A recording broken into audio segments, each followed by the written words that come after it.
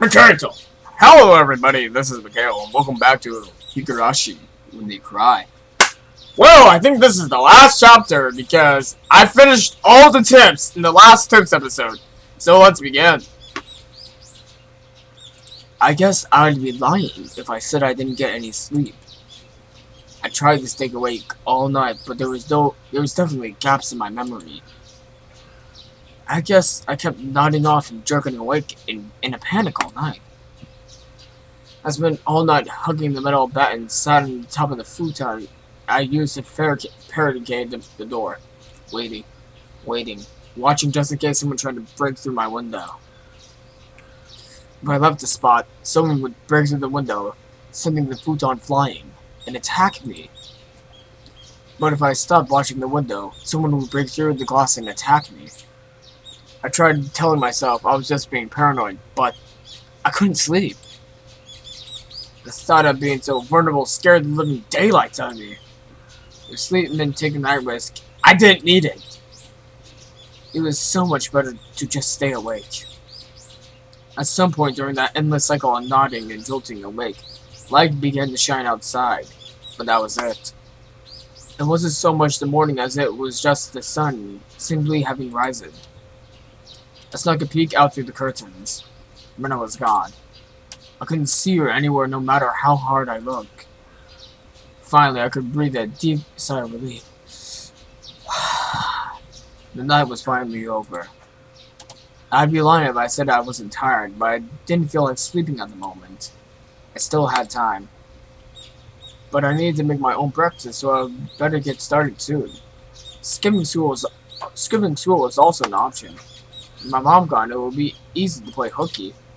Honestly, I debated it.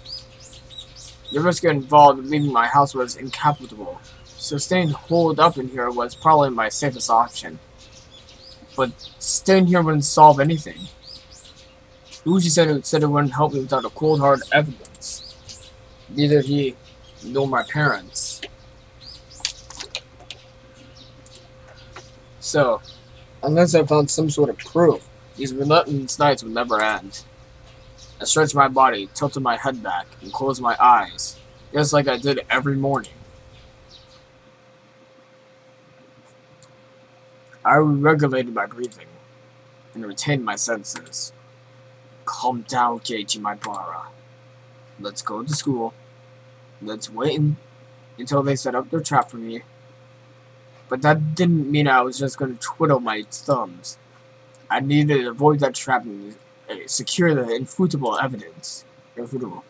Take note of the plates of any cars I drive by. If I see someone suspicious, check their clothes and face. I wasn't just protecting myself. I was preparing myself to turn their attack against them and retaliate. The tension was smooth when two samurai were both aiming to slay each other with a single motion as they drew their katanas. I was not at a disadvantage. I would have had a chance to retaliate. I finally felt a bit of courage growing in my chest. Alright. Let's go to school. I tightened my grip on Satoshi's back. He was the only partner I could count on. Satoshi, please lend me your strength. And to thrust your dying regrets in me, since you were probably murdered. I'll make sure I dispel them. With a renewed resolve, I checked the clock. It was still early. Of course, I was going to school by myself today. If I didn't want to run into Rena and Mian, I needed to leave now. The shattered fragments of the cupboard were still strewn over the entryway. Right. I meant to clean that up last night, but never got around to it with the phone call and everything. When my parents came back and saw this while I was at school. I'll never hear the end of it. Still, I'd be wasting time if I cleaned it up right now, considering what would happen if I ran into Rena or Mian. It would have been too late to clean it up after I got back home. Making extra certain that the doors were locked, I left the house. My uniform was still covered in mud from yesterday, so I left it in the washer. Today I was going to school in a tracksuit. By wearing a different outfit this morning, my mind was forced to accept that today was different from yesterday. I had a hunch. Today might be the day I will get killed. Keep your guard up, Cage, you might bar. The only one who gets to decide if today is my last is me. Wow, Keiichi has a lot of, confidence that he won't die. Another car? Oh. Let's take a drink of water.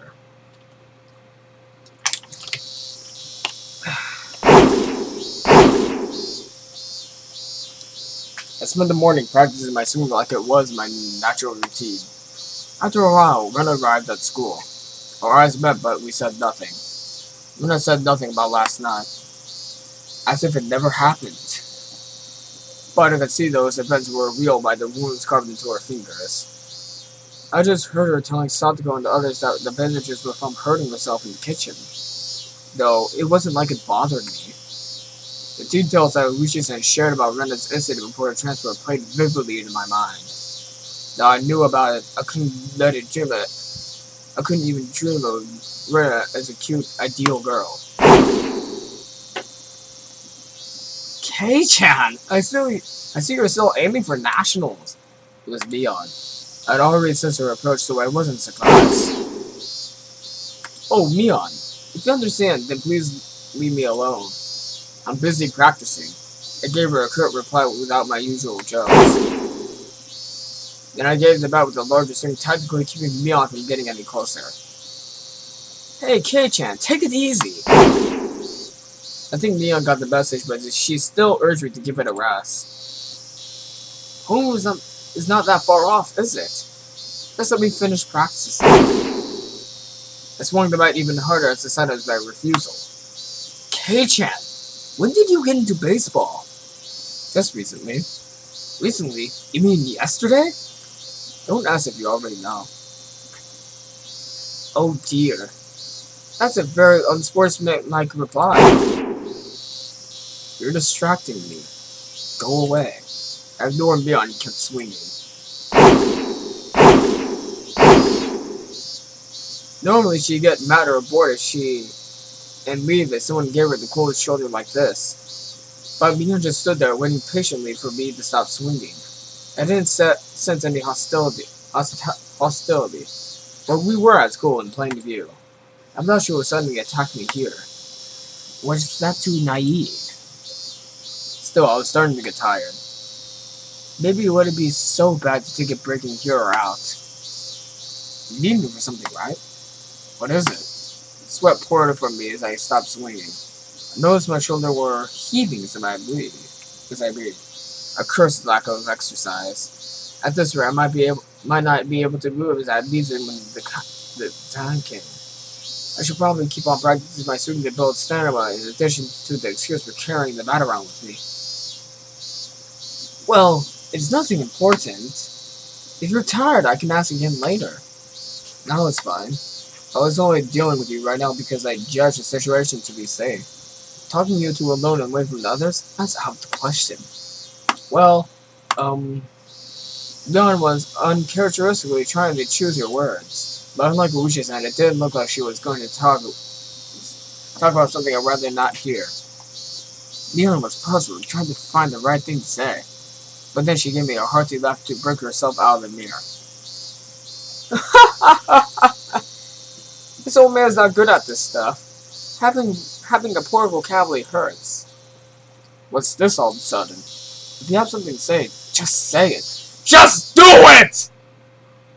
Stop it. Stop that swinging. She cut it straight into the point. Her request was so frank, I didn't understand it for a moment. I'd already stopped swinging to listen to her, hadn't I? I just stopped, didn't I? That's not what I meant. I want today to be the last day you swing that bat. I'm sorry. It took me some time to understand what she was asking for. What's wrong with swinging a bat? Why? It's none of your business, is it? I'm not bothering anyone, am I? You are. Leon said it flat out. This didn't make any sense and it was really irritating. When did I bother anybody?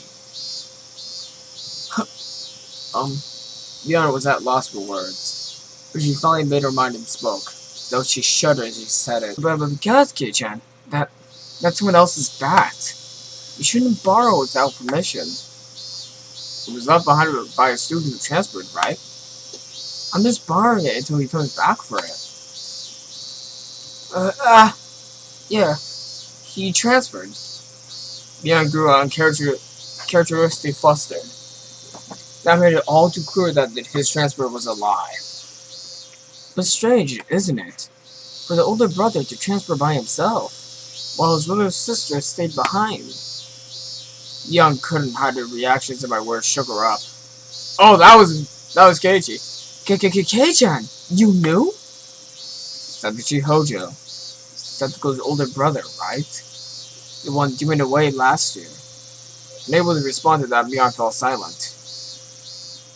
Rena asked the same thing. Why did you start swinging that bat? She told me Satoshi did the same thing, practicing his swings. Right before he went missing.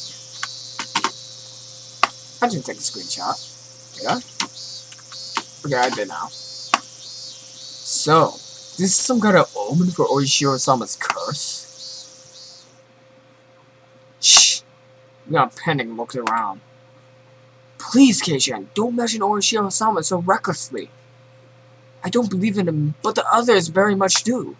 Rena especially. Dangerously so? Dangerously so? Anyway, you're scaring everyone.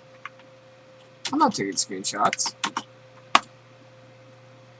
If you're just fooling around, then stop it. You have to stop acting like Satoshi. I was the one who was scared. Who do you think I have to thank for taking up the bat in the first place? But it still unsettled me knowing that my actions were overlapping with Satoshi's. It would be the one thing if someone suggested it, but I thought I was making my own decisions. I'll say this now. I don't know anything about Satoshi.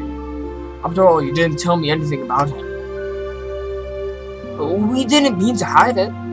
You were hiding the incidents that happen every year, weren't you? That's because you didn't want to, You didn't want to scare me? That's your reason for leaving me out? No, we didn't mean to. Mian, I asked you directly if something happened at the dam, didn't I? You told me nothing happened. And someone was dismembered and murdered. You lied to me. I'm sorry. I didn't mean to lie to you. Friends don't hide things from each other, right? Isn't that right? Then you were all my friends. Kei-chan, Mian looked helpless and flustered. Was I imagining the tears in her eyes? I couldn't imagine Mian acting like this. Oh, by the way, those mochi you brought the other day, they were good, but I thought I was going to bleed. Who did it? You? Or Rena? Me. She admitted it so easily. I couldn't help but be surprised at how easy that was. You could have killed me. How could you do that to a friend? But it was a little prank. Mian gave me a wry smile mixed with confusion, causing more anger to well up inside me. You think that was a prank? I grabbed Mian by the collar and lifted her up. Whoa, well then. That wasn't the same thing as putting Tabasco sauce in the piece of mochi. It was a needle, a sewing needle. If I swallowed that, and it lodged in my throat, what did she think would happen? Mian's face froze as her body rattled like fear. This wasn't the Mian Sonozaki I knew anymore. Anyways, you're not my friend. There's no reason for me to listen to someone who's not my friend. So just leave me alone for a while. Got it? Mian wasn't replying anymore. It won't be that easy to erase me, you know. The cops have been onto you from the start, so don't think you can make me disappear like you did to Satoshi. I said it clearly. This was my declaration of war. I think you guys are suspects in the previous incidents too. I also know you spent a lot of time with the cops ever since the anti-dam movement. Don't think you could hide it from me. Got that? How? How did you know? Mian stood there with a dumbstruck look on her face. That was when I heard the principal ringing the bell for school. It was time for the morning homeroom. Let's go. Class representative needs to be there, right? At that moment, for the first time, I realized Mion was sobbing as tears ran down her cheeks. You're so mean, Kei-chan. Me, I wanted to console, but I shut my mouth. I had no need to feel guilty. I'm gonna go. Don't be late for home. I left Mion so shaking as I turned around to head for the entrance. I had no idea how troubling it was to make a girl cry. Behind my back, I could still hear her muttering. It was a faint mutter as if she was speaking to herself. Say it. So that's how it is. Huh? She wasn't saying it to anyone. It was Mion talking to herself. But it was a southern voice that made it kind of giddy, cursing so. I had adversely stopped and turned around back towards it. So it was. That bastard! He leaked it all to Kei-chan. She balled up her fists and her tears continued to rain down. She glared at the spot at the ground with a terrifying yet smiling face, cursing. A chill ran down my spine from that demonic expression. Neon's transformation was different from Rena's. I should have killed him back then. I forgot the mercy I showed him just because he was going to retire this year. Retiring this year? Was she talking about Oishi-san? Damn it. I'm going to kill that damn old man. It felt like the air itself had begun distorting. With Mion at the center, the world just began to twist and spiral. Bending. Whirling. This was the first time I had no experiences of visage. Whoa! That's right. That's weird. Rise! Attention! Mion made up an excuse for her red eyes, saying that there was something wrong with her contacts. After that, neither Rena or Mion spoke to me for the rest of the day. Neither Satoko nor Rika-chan looked in my eye. Strangely, I didn't feel hurt. Everything had just went back to the way it was. And once the transfer had almost been too much fun. That was all. School was supposed to be something like this to begin with. I should have disliked that feeling, but today it felt oddly refreshing. Oh. Yep, school over. Bell rang, suddenly the end of the monotonous school day, which had felt so tense, yet so dull.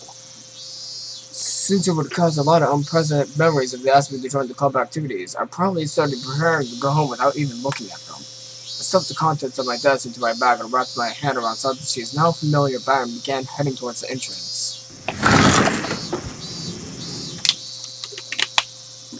I was assailed by both the exhausting relief that nothing had happened today and the tiring possibility that the same thing repeating tomorrow. But deep down inside me, far beneath in the recesses of my heart, achy I knew. This would be the last day of this cycle. I couldn't tell how the ending would be. Whether it would end if I wished it to end, or if it would end as I hoped it wouldn't. Regardless, I couldn't say there was something more important than how things would end. There was something I wanted to know. Why did I have to be killed? How did it come to this? Why?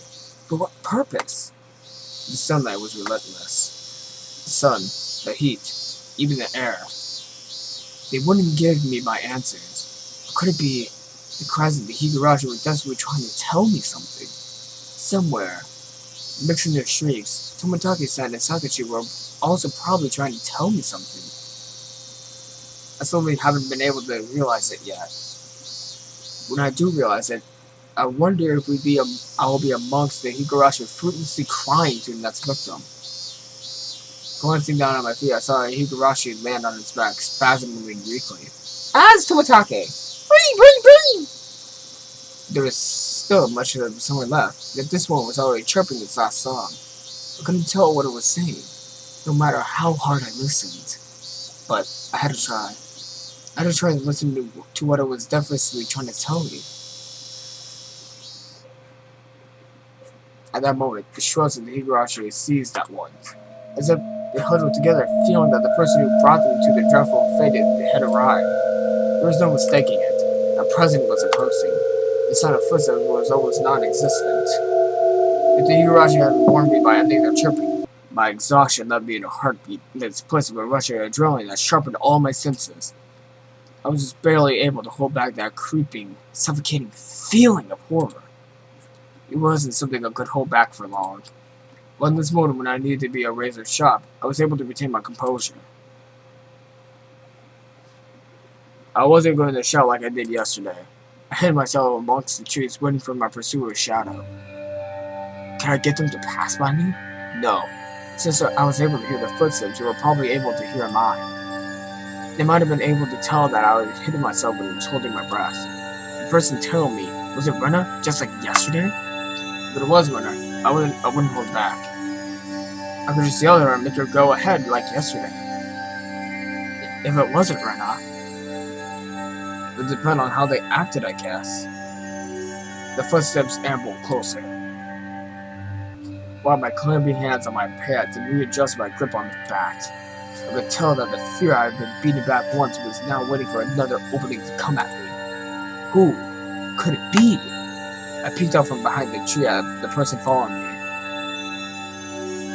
My imagination hadn't led me astray. It was Rena. There was a bit of relief as I realized that it was someone I knew, but that feeling left me in an instant. That wasn't the same Rena as I knew. Her eyes were dark and lifeless, but her mouth appeared as if it was carved on crescent, yet she looked like she was grinning slightly. And in her right hand was an axe. I hid myself behind the trees once again and recalled that unbelievable sight I just saw. What was that just now? The embodiment of terror, laid bare. Baseball, practicing my swing, there were tons of excuses for me to carrying a bat. But for that, an axe? There was no excuse for that. An axe. Just like that? Higurashi-kun. Are you playing hide and seek, I wonder? My heart was pounding. Hard enough, I had trouble breathing. What little composure I had been able to hold until it was now crushed in its place. Cold sweat gushed forth, covering my entire body, letting me know what kind of emotion I had taken a hold of. Not good. I wasn't able to hide myself completely. She already knew I was here. Were you trying to scare me, I wonder? I decided that it would be better to reveal myself now, since there was a space between us, than to allow Renan to come any closer. I adjusted my grip on the bed again and readied myself mentally and stepped out from behind the tree. I found you, Higurashi-kun. Rena was pleased that she felt me, emitting a mysterious giggle. Her mouth was smiling, but her eyes told me that it was displeased at the fact I had been hiding. One second, I have to check something. I wonder... Oh, okay, nothing changed. Okay, I thought something would change. Those eyes. They were just so empty. My legs began to quiver. Not good. In the pit of my stomach, some sort of vicious, hot and cold substance began spreading around. I allowed it. That substance would slip into my bloodstream and undoubtedly freeze all the organs in my body. Not good. I will be devoured by Rena at this thing. Strike back! Don't lose! What is it? I busted, hiding behind my brave Yodo. But Rena didn't flinch at once. Just the same as Higurashi-kun. I'm heading home. Then what about the axe? And what about the bat you're holding? I'm practicing my swing. Then I'm treasure hunting. Rena gave me a 4-minute explanation as to why she had such a fearsome weapon. Treasure hunting? At the treasure mountain near the dam site, I found a new cute thing, so I needed to dig it out. How could I believe that? You wouldn't believe it, would you? Rena's was obviously very strange. I had seen Rena's transformation many times before, but the one today was completely different. Like her mischievous tone and the strong glint in her eyes. It wasn't something that roundabout. I'm not sure what to say. It was just so obvious. Wait, Higurashi-kun. Rena didn't stop walking, as if she let out a eerie laugh. Whenever Rona got too close to me, I would scurry away and turn back towards her. The cycle repeated over and over. No matter how you looked at it, I was being chased by Rena and was trying to escape. Don't follow me! I can't do that. My house is this way after all.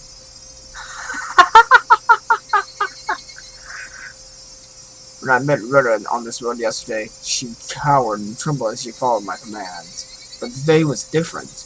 Rena didn't show a hint of trepidation. Actually, wasn't I the one who was cowering? If the way home for Rena and me was the same, that's fine. I will just change my route. That'll work out, would it? I turned onto the side street I'd never been down and knew little about. But Rena saw me and followed me, laughing. Why? Why? Why aren't you going home? You just go down home the street you normally do. Why would you follow me down this weird little side road? Those thoughts screamed in my head and eventually spilling out my mouth. Why are you following me? The tone on voice was already a tinge of terror. Because I want to talk with Keiichi-kun. Keiichi-kun wants to talk to Rena, doesn't he? Doesn't he? I don't want to talk about anything with you. That's a lie, isn't it? There's something you want to ask me about, isn't there? Not at all. I have nothing to talk to you about. That's a lie, isn't it? It's not a lie. Lies! I didn't scream, sorry. When I screamed echoed, startling some nearby birds into flight. I cringed in fear. The only other thing I could do is increase my pace. Let's talk, Keiichi-kun. Talk. Why was I running down this unfamiliar and deserted street? Doesn't Keiichi-kun have something he's worried about? Nothing at all. I'm not worried about anything. Lies! Even though I was running, even though Rena was walking, why wasn't I getting any farther away? I know. I really do know. Scared, aren't you, Keiichi-kun? I'm not scared. I'm not scared of anything. Lies! My breathing grew heavy as I felt like my legs were giving out beneath me, when I wasn't even breaking a sweat. I'll listen. This time I'll listen. I had no idea what she was talking about or what she wanted to do. This time I will listen. It will be different from the time with Satoshi-kun. When she said Satoshi's name, I turned back for a moment.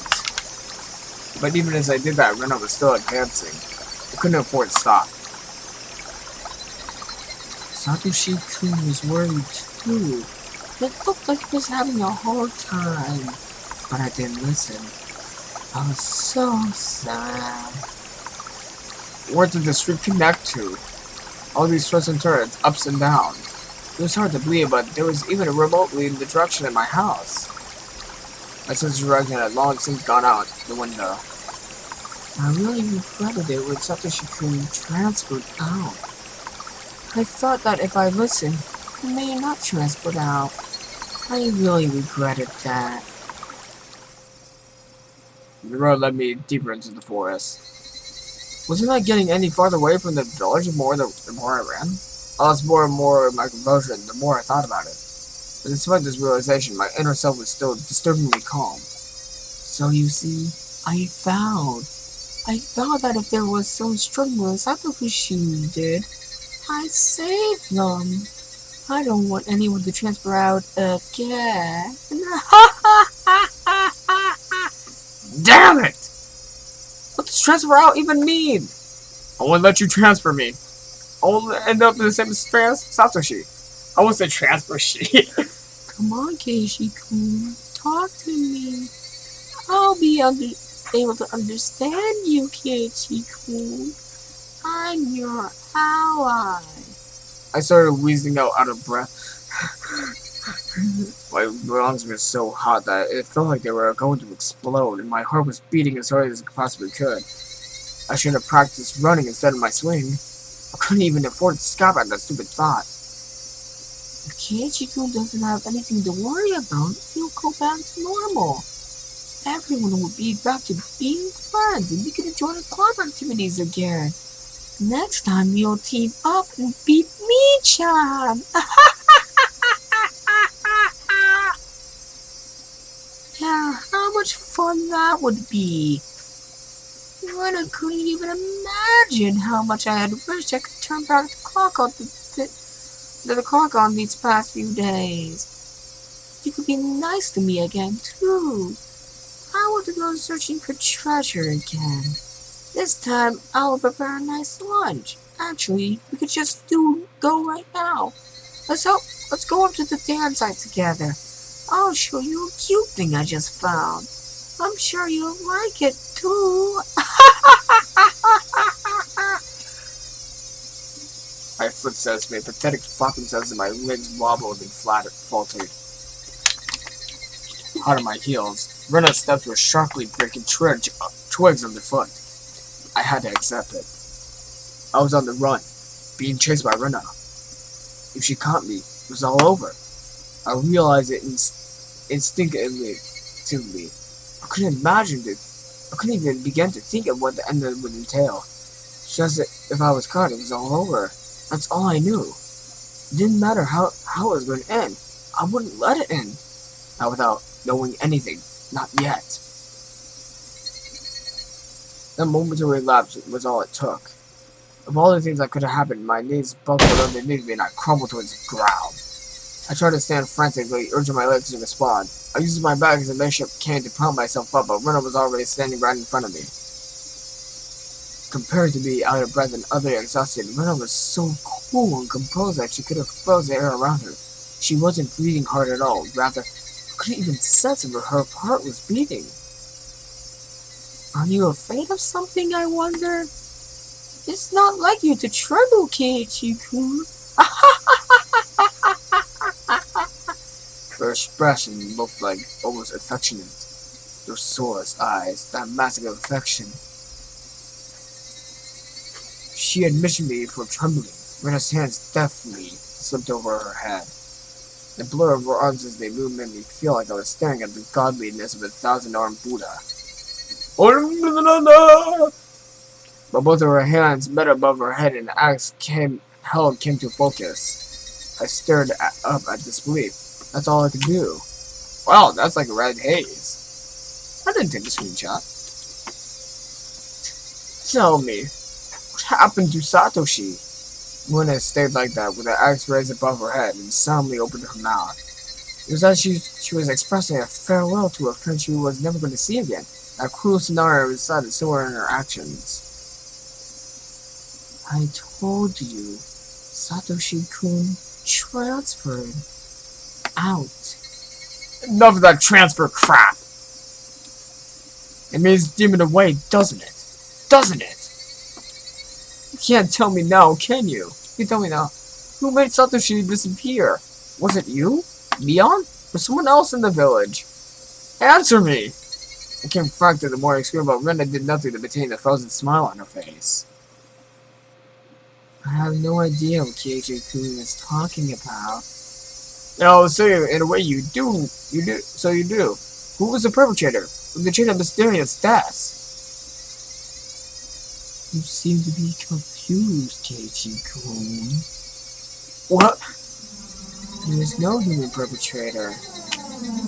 Wow, it's more red. That's a good job. Everything is by Orishiro-sama's will.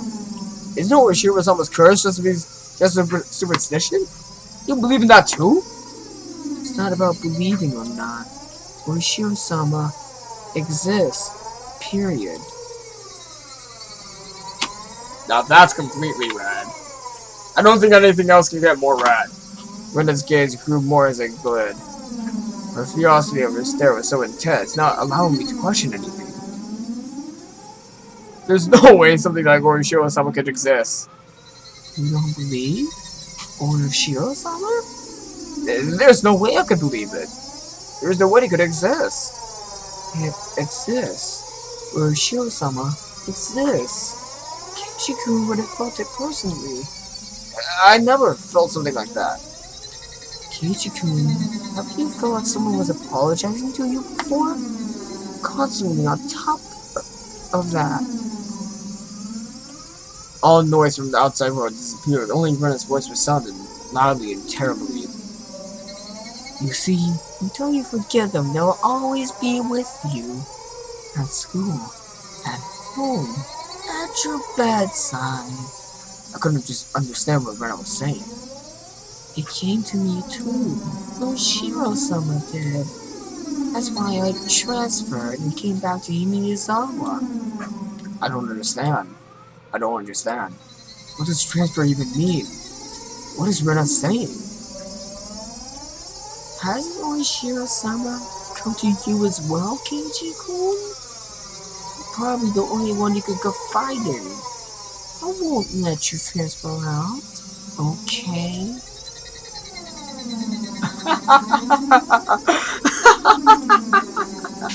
Rena's demented laughter and clanged around inside my head. Was Rena saying Oshiro-sama came to her as well?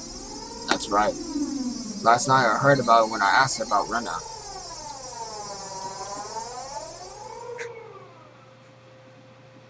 Please keep this confidential. Also, part of this may be speculation. Not all of it may be true. Are you still interested? Uchi-hen began speaking. Neither the victims nor the school filed a complaint, so there's no preliminary report. Basically, the police had to intervene in this matter. So all of these details is where I just hold from those involved. Meaning it's not credible. You said there were victims. Didn't Rena just break all the windows? No, Rena Ryugu attacked 3 boys using a metal bat.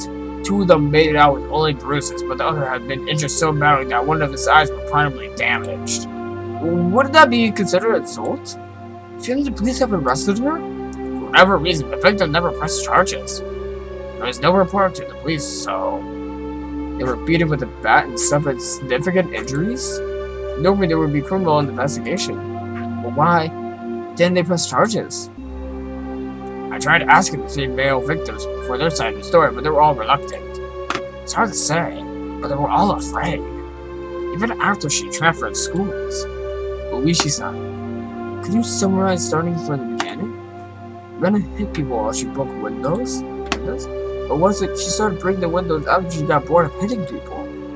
It sounded familiar, but the meanings were drastically different. What? Undisclosed state. Rena Ryugu was conversing with 3 male students, close friends of hers, near the pool storage shed.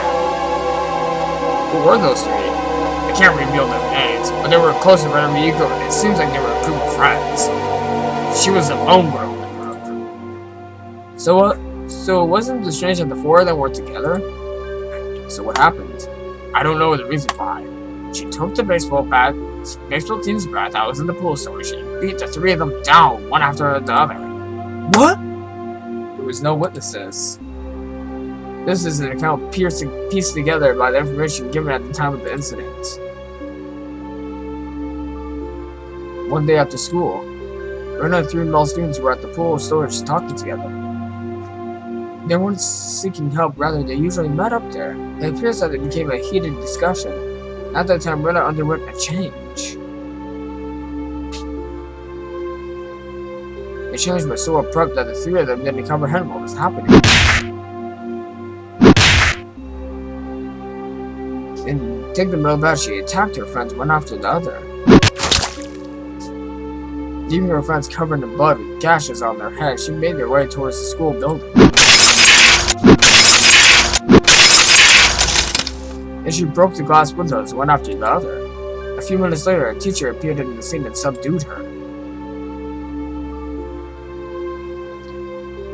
What was this change Rena underwent? What matches in the statements from the 3 was a sudden change. They pointed that there was a transformation. Transformation? I also can recall Rena's transformation. I've seen that change many times before. It was so different from the usual Rena that I couldn't help but believe it was someone else who looked like Rena. The transformation that we're talking about, had it happened before? No, there was nothing like that. As far as I could find out, in her medical history in the past, there was nothing like that. Does that happen often? Where people suddenly change like Rena did? Of course it does. There are plenty of psychological phenomena that could cause something like that. Then, You're saying that there were dormant elements that had caused Rena that transformation? I cannot say that for certain. But according to the statements over threads, it's hard to believe that she had such a side to her. Kind, caring, adorable. Even though she transferred here, she was probably pretty popular in the school she was now. That girl transforming suddenly insulting them with a bat. Who could imagine such a thing? Nobody could have seen it coming. I, myself, sometimes believe that I was mistaken for thinking it was Rena even now. Then, what happened after that? There was a hospital right across from the school, so the three of them were carried and treated quickly. But about Rena? What about the police? Why wasn't there a criminal investigation? You see, the police can't get involved unless they were called. Even though one was badly injured with the permanent damage? Why didn't they file charges? That's what caught my attention as well.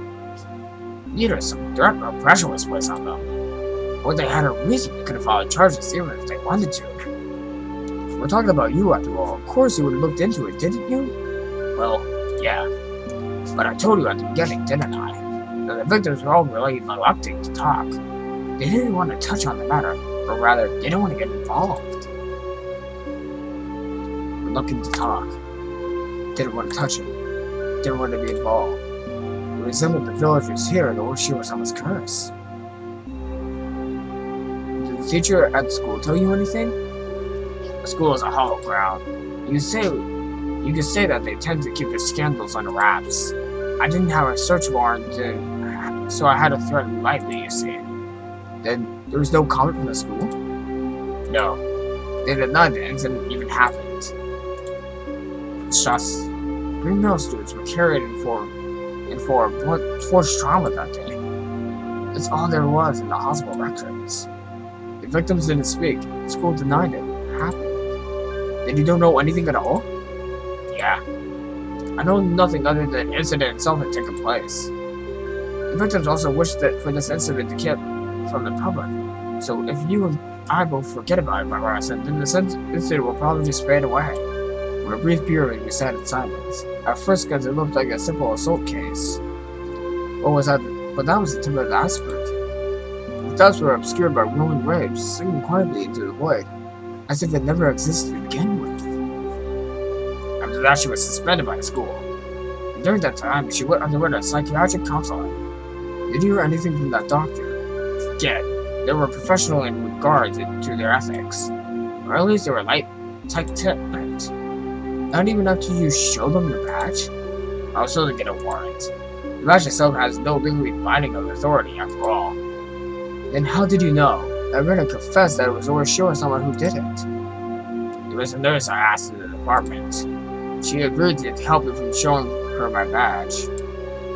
Then, what did she say? Turns out that nurse hadn't heard anything. Apparently, all she remembered was that from what she overheard inside the room. The nurse said at the time, whenever you was very calm and mild mannered. It was more like she was confessing her sins at a church at a counseling session. She spoke with her mother for some of it, but part of the way through, her mother asked to leave so it became a private counseling session with just the doctor and Rena for a while. Part of the word Shiro-sama did not pop up part of the way through. She screamed the name suddenly. That stalled the nurse, and that's when she started listening in.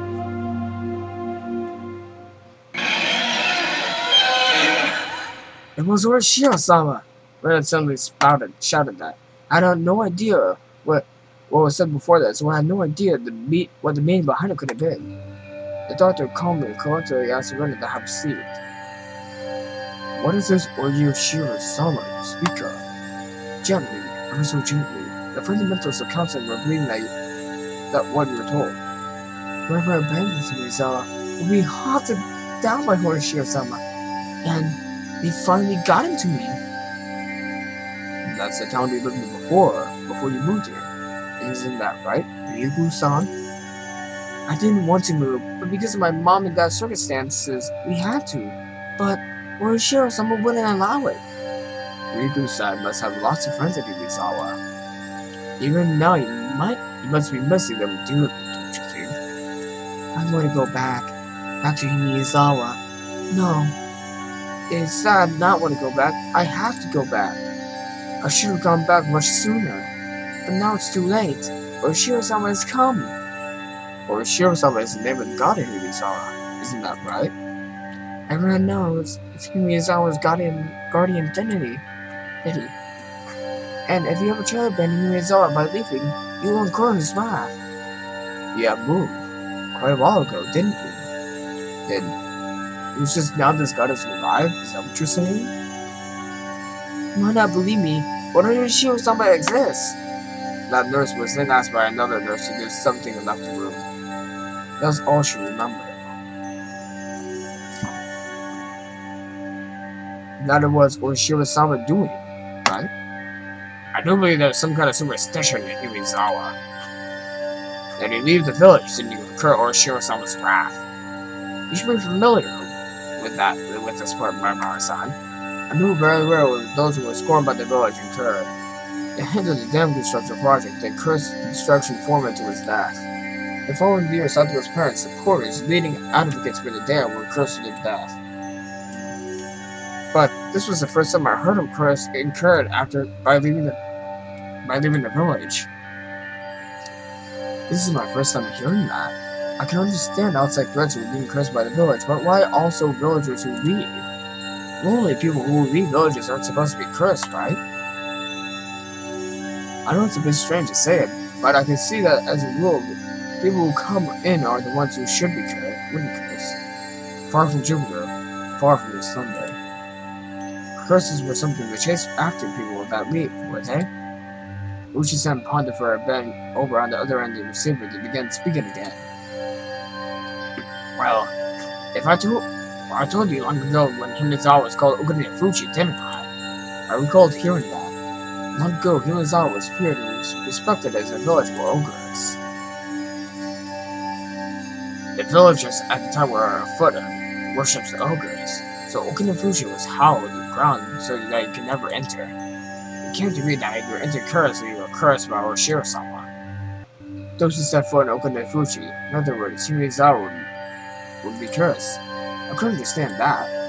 I know that, but for leaving is also to be no good. That's also the ogres, you see. They remained strictly watched by Urashima-sama so that they would not enter into our world. In other words, Urashima-sama probably restricted their interaction between Onikakushi and the rest of the world. I see. I finally understood what sort of thing Urashima-sama was. So basically, Urashima-sama is more like a warding than a protectory entity, I guess. Trying not to keep this place isolated from the rest of the world. I guess that's how it was seen. I'm sorry, I don't know very much myself. This is mostly what passed on to me from my grandmother. I could understand a bit better if it was like that. Those who came to Hinazawa would be cursed, and those who tried to leave would also be cursed. So, because Rena originally lived in Hinazawa and moved away, she fulfilled her requirements for being cursed. So that means, because Rena moved away against his wishes, she was cursed by Urashima-sama. Is that what it adds up to? In short, that seems to be what it points to, I guess. As a matter of fact, soon afterwards, they moved back to Hinazawa after all. Those who abandoned Hinazawa and left to be cursed were cursed. But then, why only Rena? Shouldn't Rena's parents also been guilty of the same transgression by moving away and have been cursed? Also, in this day and age in Japan, shouldn't there be a lot of people coming and going? And every single one of them was cursed, then it'd be insane. But in reality, it wasn't that big of a deal at all. At most, there were one person dying and one person disappearing on the way to Onikakushi. I don't like saying at most, though. Well, anyways, there's a lot I still don't know. Even if Urashima-sama's cursed, it doesn't add up to why her classmates, the victims who were beaten by a metal bat, wouldn't press charges. You don't think the victims were cowardly because they believed such a terrible curse had befallen them, do you? Oh! Of course I didn't want to believe it. But more importantly, I had just realized something else. There was another bizarre connection that Rena had made between Urashima-sama's curse and the metal bats. It's not that she fell victim to Urashima-sama's curse and went missing. I recently learned that Santoshi had also become infatuated with the metal bat right before you. Rena as well. She was affected by Orochima's curse, and she confessed that much to the doctor. And the weapon in which she had used at the time was a horrendous act again, a metal bat. And finally, me. Wait, I need to check something. Okay. I just want to check something. And finally, me. I encountered various things that were inexplicable, and I was also holding on to a metal bat. I was shocked to learn that Satoshi did the same thing. It couldn't be. Had the same thing happened to Rena? And there was one critical difference between her and Satoshi's case. That being, Satoshi went missing after falling victim to the curse, but Rena was still here. Both of them had fallen victim to Orochima's curse, and yet they were met with different endings. And finally, me. I couldn't call that a coincidence anymore. Rena, Satoshi, and finally, me. Could it be that I was really under Orochima's curse right now? No. Importantly than that, what should I do now? Satoshi had been demoned away, vanishing without a trace. Rena was fine. Fine. Rena had undergone a change. I could believe that there was something that wasn't Rena residing within her. And here right now, it was standing before me. Oh, back to the present. Oh gosh! Rena, please tell me. What happened to me? Rena stood imposingly, not answering. Satoshi disappeared. But Rena didn't disappear. So, what happened to me?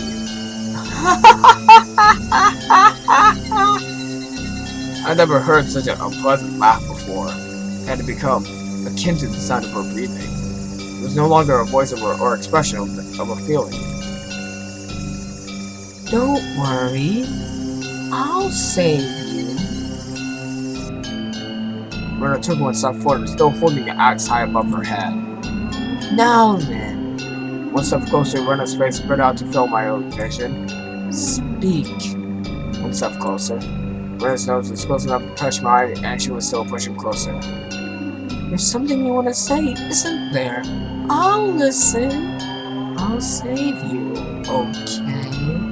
Speak, okay? Speak, okay? I slumped down, landing squarely on my butt. It wasn't for some pathetic reason. It was all I could do to get far away from Rena.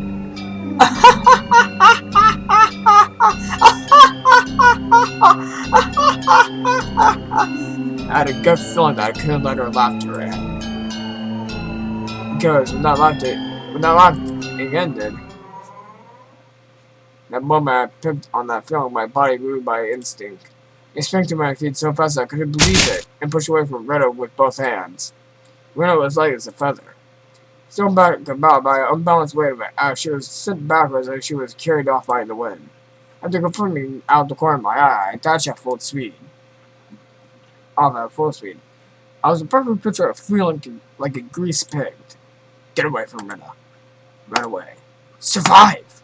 I couldn't think of anything other than this. While I was running, I remembered holding onto a bat the entire time. Such a worthless weapon. I couldn't believe I had forgotten about this weapon at such an important time. I sped farther down the winding path. I didn't even feel myself grasping for my breath and my legs getting heavy.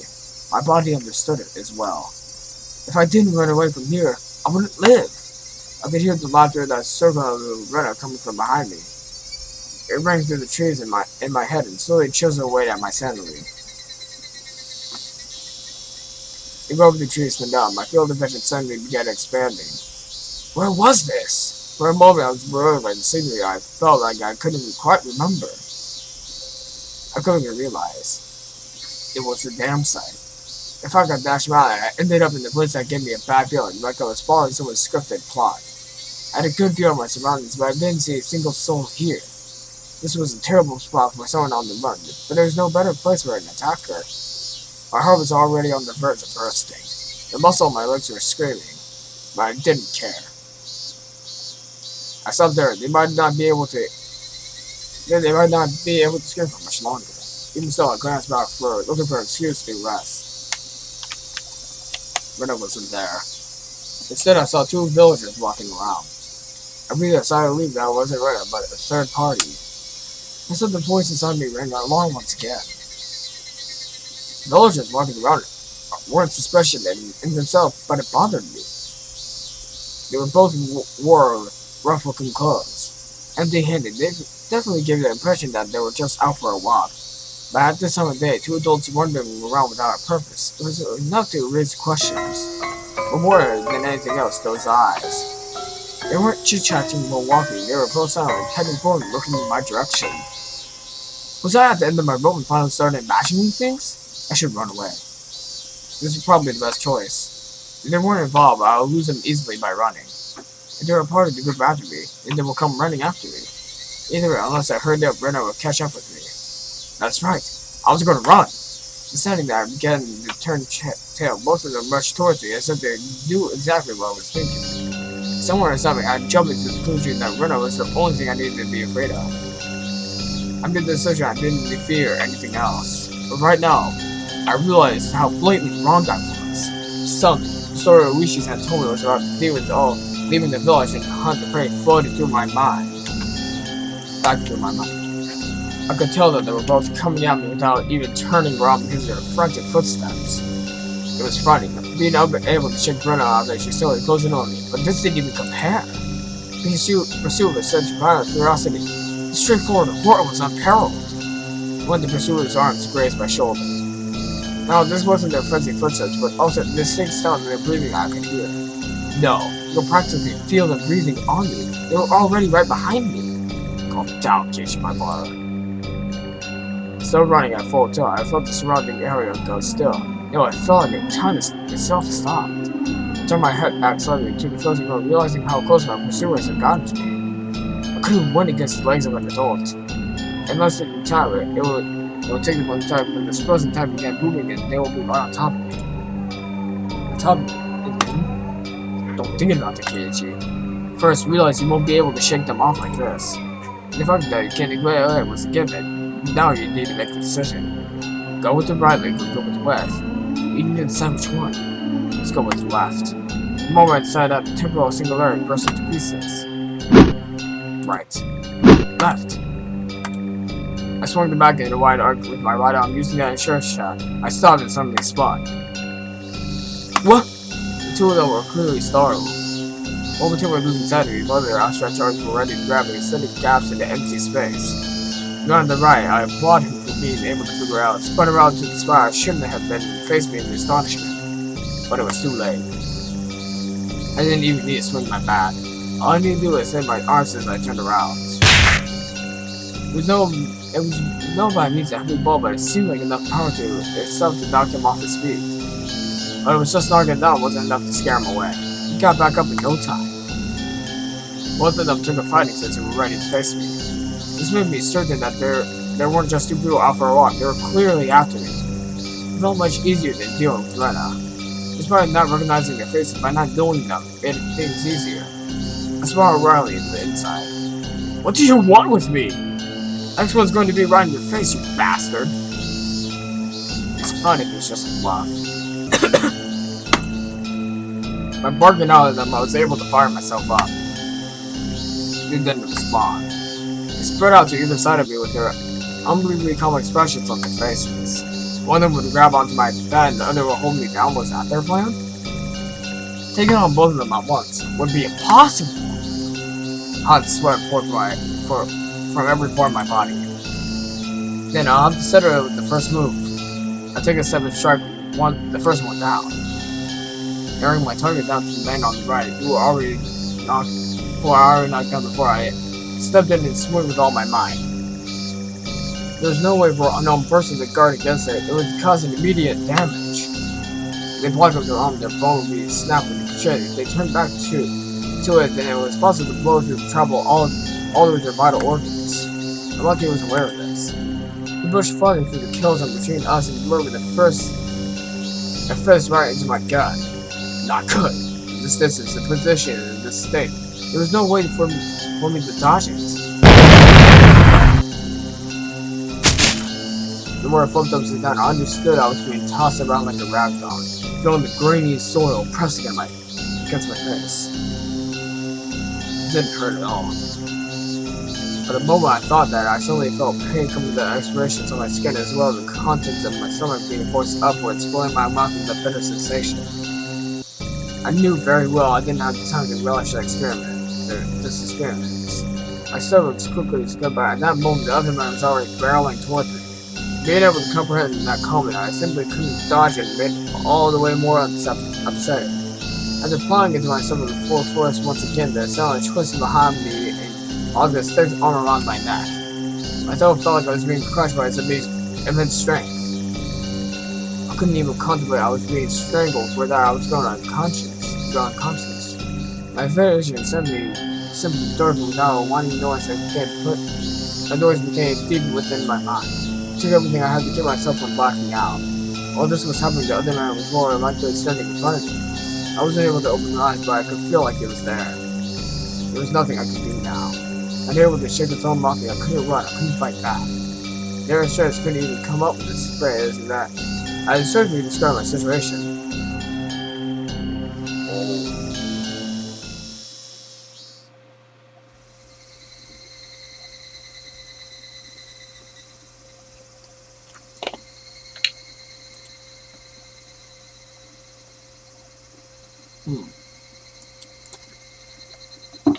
Did I get strangled? I got strangled, but I'm not sure if I'm dead.